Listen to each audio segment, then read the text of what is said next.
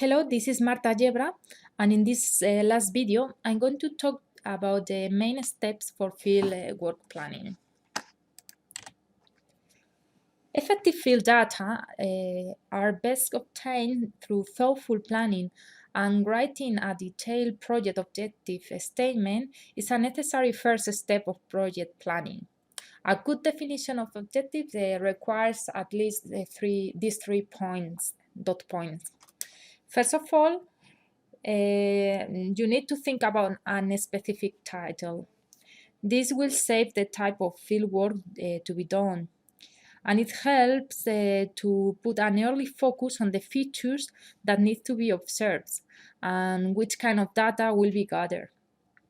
In addition, you should always bear in mind the final application of the map that you are trying to calibrate or validate, and include that information in the title. For example, a short title could be Vegetation Moisture Content for Fire Risk Assessment.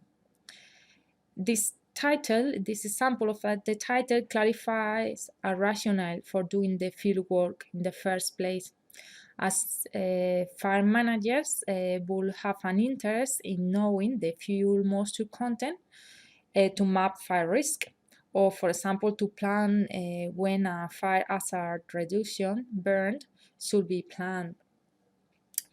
Secondly, you should also mention the location and size of the study area. An important factor in determining the appropriate location of a study area is the uniformity of the target variable. The optimal size of a study area is determined by the amount of time and money available as well, and also the number of people that is available to work in the field, the time required to collect the data in the field, and the mode of travel as well. For example, agricultural areas usually have good accessible roads, but forested areas or wildland areas may require a four-wheel drive vehicle, and even sometimes traveling by foot. So each of these factors should be have into account and should be mentioned in detail, and they may be modified as the exact procedures for observation and data collection become clearer. One thing is that bigger study areas don't necessarily make a better project. Sometimes it's better to choose a small area and working more intensively there, rather than spending effort over large areas with fewer data points. Another thing that should be also considered is if permissions for access to the field site are needed. For example, the field site may be in a private owned land, so you should always ask the land owners or tenants for permission to enter. Or if it is on a public land, you will also need permission to collect samples or access if for example, if that land is a national park.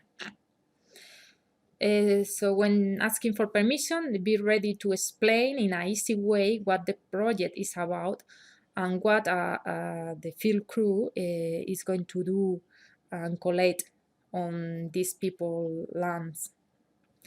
Assure them that everything is going to be as it is. For example, all the gates will be left as found, either closed or open. And in some places, strangers are not trusted, especially if they appear to be connected with government agencies.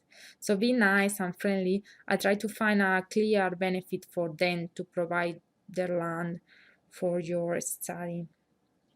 That will make them feel better and more collaborative. Finally, the type of image and reference data to be used is also important. Ideally, the selection of the image data is based on all the objectives described up to this point. For example, the appropriate wavelengths and the resolution, either spatial, radiometric, spectral, or temporal resolution, for detecting and mapping the specific phenomenon, determine the image data selection.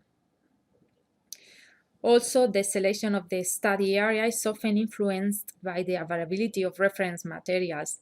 This included air photos, existing topographic maps, land cover maps, soil maps, who knows, maybe census data, depending on the application of your project, and other supporting maps. So to summarize, the objective needs to be thought and thoughtfully and should be stated very clearly in the early stage of your planning. So now I hope this gives you some clues to write your statement of the objectives for your field trip out to the Black Mountain. Okay, so once you have your objectives clear and it's time to do the field work, how can we plan it?